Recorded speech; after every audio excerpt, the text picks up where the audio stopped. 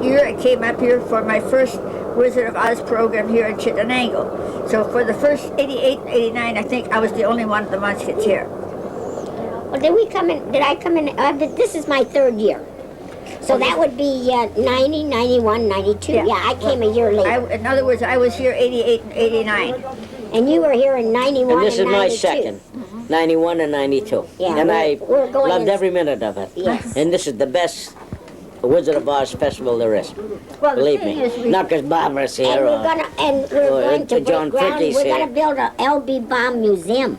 And we're going to break ground on that. Tomorrow, you know what's going to happen tomorrow? Ho, ho, ho.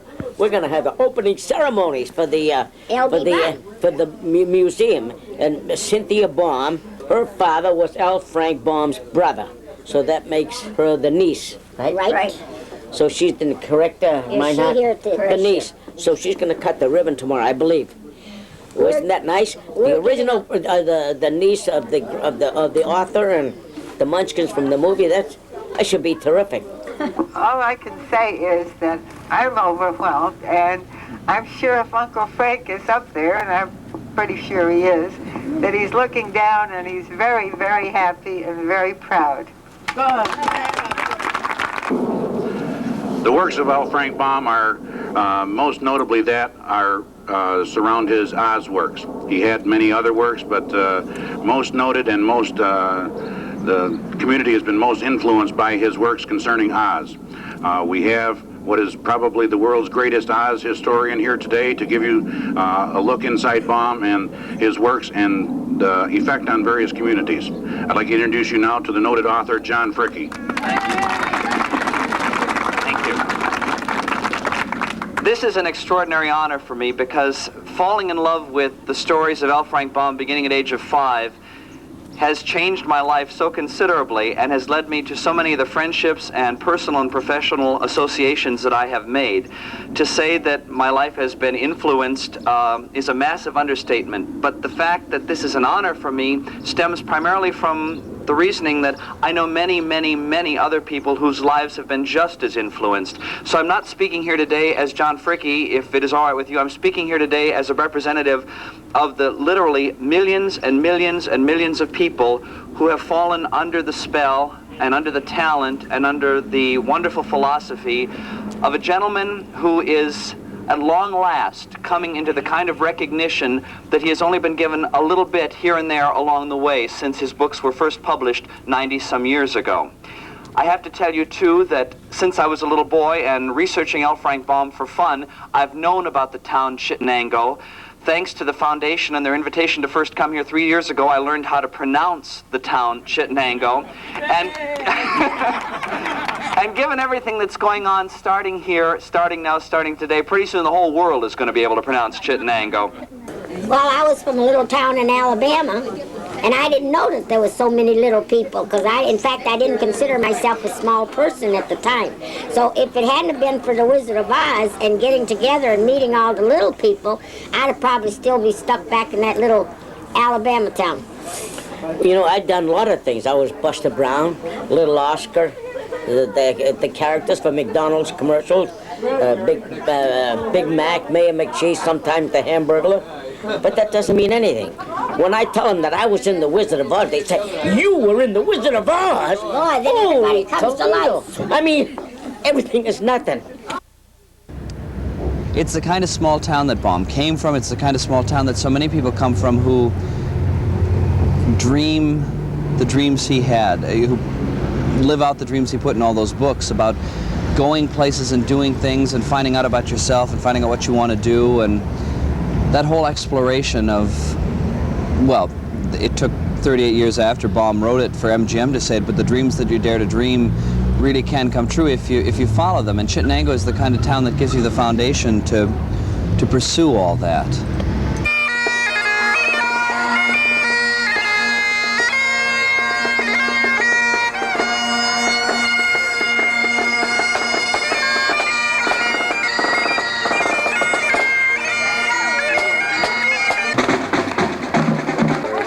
It's American folklore. It's passed beyond a children's story or a fantasy movie to be this thing that everybody can understand and that everybody knows about. It's impossible to find somebody over the age of 2 who doesn't know who Dorothy is and who doesn't know lines from that movie, who doesn't know the rest of the characters of the adventure.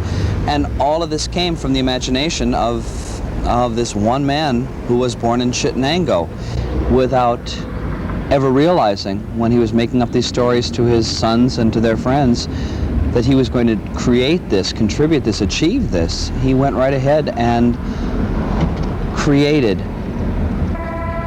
something that will live as long as time lives, and that is so much a part of America that it seems to me kind of ideal that America should end up cornered in a little town like this.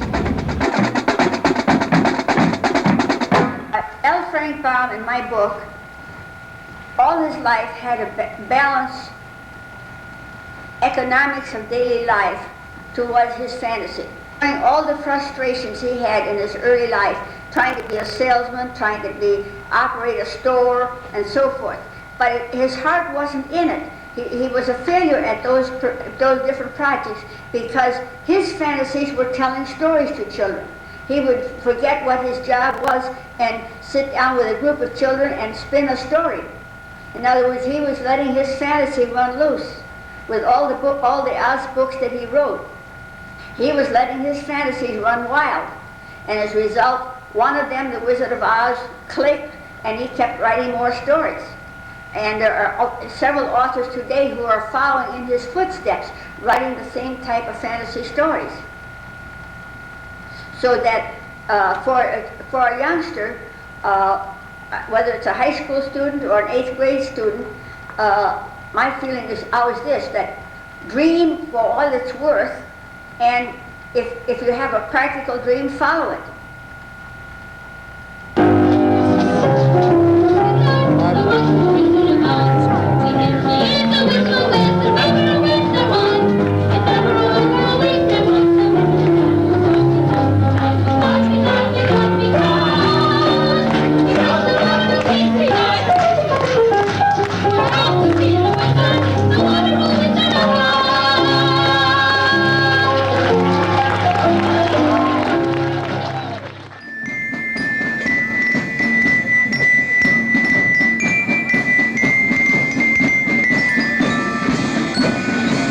Some of my youthful readers are developing wonderful imaginations. This pleases me. Imagination has brought mankind through the dark ages to its present state of civilization. Imagination has given us the steam engine, the telephone, the talking machine, and the automobile. For these things had to be dreamed of before they became realities. So I believe that dreams, daydreams, you know, with your eyes wide open and your brain machinery whizzing, are likely to lead to the betterment of the world. The imaginative child will become the imaginative man or woman most apt to create, to invent, and therefore to foster civilization. A prominent educator tells me that fairy tales are of untold value in developing imagination in the young. I believe it. Don't hesitate to write me your own hints and suggestions, such as result from your own daydreams. They will be sure to interest me. For after all, dear readers, these stories of Oz are just yours and mine, and we are partners. Sincerely, L. Frank Baum, the Royal Historian of Oz.